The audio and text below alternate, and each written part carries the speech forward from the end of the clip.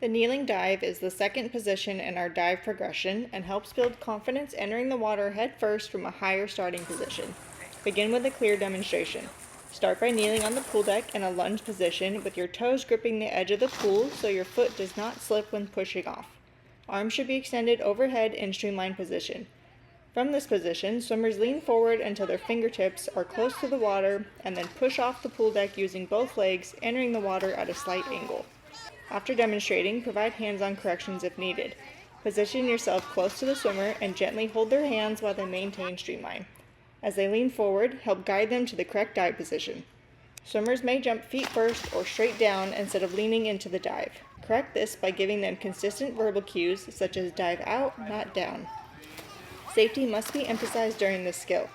Swimmers should maintain a tight streamline throughout the dive to protect their head and neck.